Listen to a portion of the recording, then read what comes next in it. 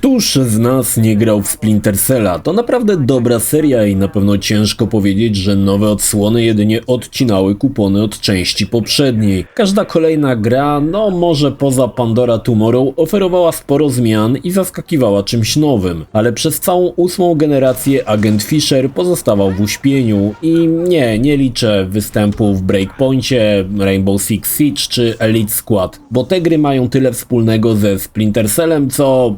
no już sami sobie wstawcie co.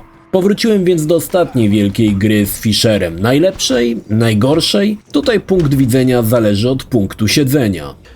Cześć, ja nazywam się Krzysztof Energik-Micielski, a to recenzja spóźniona o lata gry Tom Clancy's Splinter Cell Blacklist w wersji Enhanced na Xbox Series X. Zapraszam.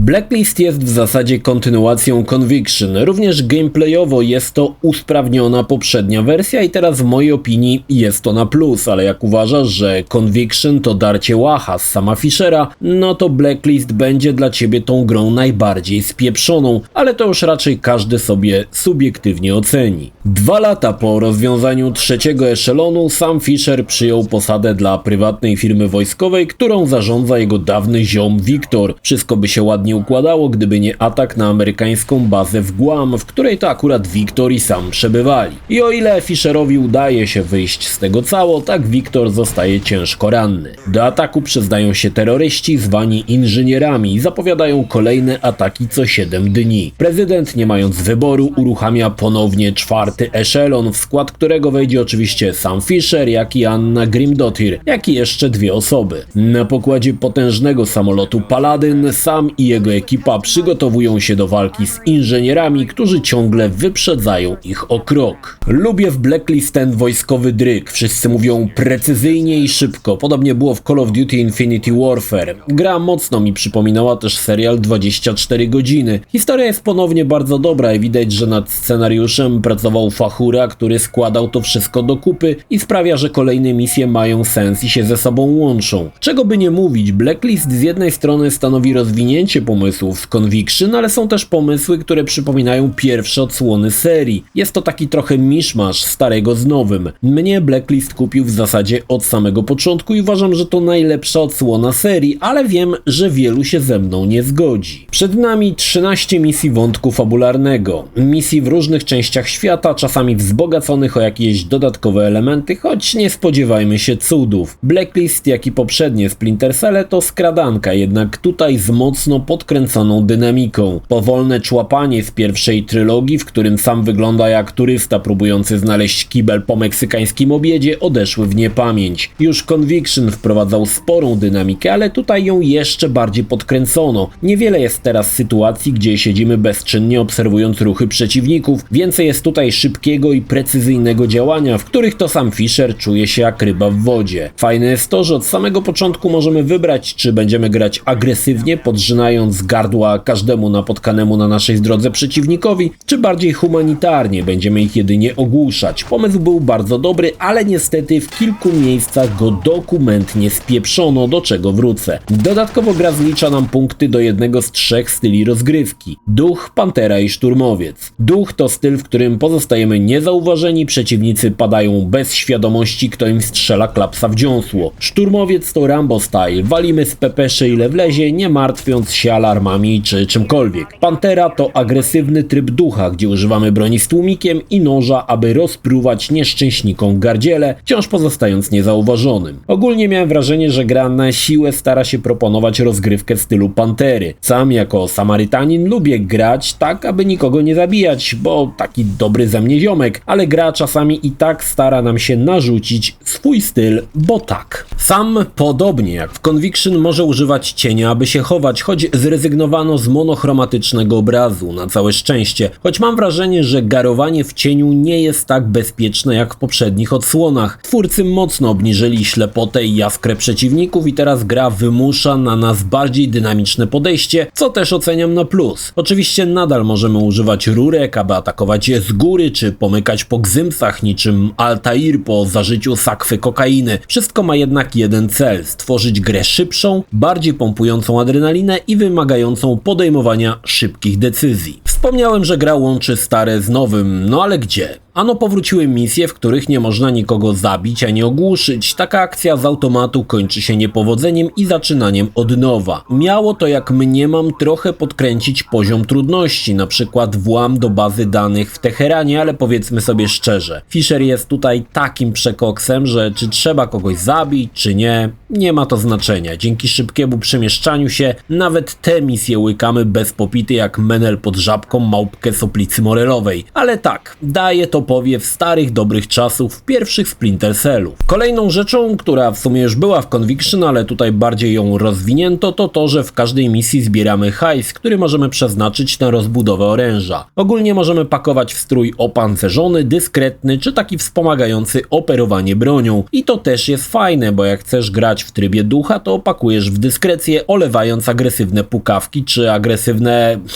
buty. W sumie ciekawe, czy sam ma też opancerzone i agresywne skarpety, czy raczej dyskretne skarpety z misiami. Obok ulepszania kufajki i pantalonów możemy ulepszyć broń, ale w sumie tylko ma to sens do trybu szturmowca. Po co ładować ciężki pieniądz w pistolet, którego w trakcie gry nawet nie wyciągasz? Zabrakło rozwijania na przykład teasera rażącego prądem. Sam ma go od początku, jest on od razu na wypasie i nie można go ulepszać. Jedyne co możesz dodatkowo w trybie ducha kupić to kusza. Dziwne, bo każda broń ma dość spore możliwości rozbudowy, a teaser od początku do końca gry ma magazynek na 3 strzałki i koniec. Trochę czułem się tutaj oszukany. Podobały mi się za to bardzo misje, są bardzo dobrze zaprojektowane i przechodzenie ich, szczególnie tych późniejszych, daje poczuć, że sam to zawodowiec. Tak czy tak, czasami misje dodają nam jakieś dodatkowe elementy, a to strzelanie ze snajperki, rozwalanie pojazdów z samolotu, czasami będzie to ucieczka przed eksplozjami i tak dalej. Gra stara się nam urozmaicić skradankę na jakieś sposoby, nie ma tego dużo, ale wypadło to całkiem fajnie i dobrze wpisuje się w zadania fabularne. Oczywiście sam nie byłby samym Fisherem bez swoich bajeranckich gogli z 3 okularami jarzącymi się zielonym światłem niewidzialnym dla przeciwników, ale okej, to już sama konwencja rozgrywki, ale zawsze w sumie mnie to zastanawiało. Tym razem nawet kultowe gogle możemy ulepszyć, dorzucając sonar potrafiący zobaczyć przeciwników przez ściany, czy kilka całkiem potrzebnych wynalazków, jak zaznaczenie na mapie znajdziek. Absolutnie niepotrzebna jak dla mnie jest zmiana koloru gogli za jakieś potworne pieniądze. Nie wiem jak wy, ale dla mnie zmiana zielonych gogli Fishera na przykład żółte to jak dorzucenie spoilera do Passata. Niepotrzebne i śmierdzi wiochą na kilometr. No ale jak chcesz pimpować samowi gogle, to możesz, ale żaden szanujący się fan tego nie zrobi. Ogólnie potrzeba używania gogli jest jakby mniejsza. Gra nie jest aż tak ciemna jak poprzedniczki i używałem gogli w miejscach jedynie, gdzie faktycznie nie było nic widać i to też oceniam na plus. Wcześniej traciliśmy sporo z fajnych lokacji, oglądając je przez gogle albo w monochromie. Teraz mamy jakieś misje dziejące się podczas dnia, a te, które są w nocy, można śmiało przez nie poginać bez gogli. Powrócił element likwidacji, czyli po pokonaniu przeciwników po cichu mamy możliwość skorzystania z szybkiej likwidacji po uprzednim oznaczeniu do 3 przeciwników. Sam automatycznie, jeśli tylko będą oni w zasięgu, zdejmie ich zanim zdążą ogarnąć o co chodzi. Choć jest to szalenie widowiskowe, to mocno upraszcza rozgrywkę. Nie mówię, że to zła rzecz, bo lubiłem z niej korzystać, oczywiście strzelając z teasera, ale faktycznie idzie tutaj miejscami zbyt łatwo. Oczywiście, aby za łatwo nie było, przeciwnicy bardzo często korzystają z latarek przy karabinach, jak i posiadają hełmy, lub też możemy trafić na potężnych, okutanych w koce babci wymiataczy ze strzelbami. Ale cokolwiek by na sobie nie mieli, nic ich nie uratuje przed atakiem znienacka od tyłu albo zza rogu, co też wydaje się mocno upraszcza sprawę. Wielokrotnie bawiłem się rzucając nieprzytomne ciało na wabia i czekając za rogiem punktowałem jednego po drugim typów, którzy z uporem maniaka, wbrew instynktowi samozachowawczemu, szli bezmyślnie jak baranki na rzeź zobaczyć, co to tak w jednym miejscu zabija ich ziomali i ciekawe, czy jak zabiło moich 5 kolegów, to ja jako 6 też zostanę powalony. Jest jednak pewna rzecz, która zdecydowanie mi się nie podobała. To momenty, kiedy wchodzimy w skórę przydupasa Fishera. Jest w sumie tylko jedna taka misja, ale wtedy gra zamienia się w grę FPP i mamy możliwość jedynie eliminacji przeciwników karabinem. Na siłę wtłaczanie elementów strzelanki, gdy starasz się nie zabijać nikogo, pasuje jak pięść do nosa i te momenty w mojej opinii zupełnie są niepotrzebne i zbędne. Widać, że twórcy na siłę starają się nas przekonać, jak fajnie jest zabijać i jak dobrze się strzela. Inna sprawa, że kilka misji wymusza na nas agresywny styl walki, na przykład ostrzeliwanie samolotu.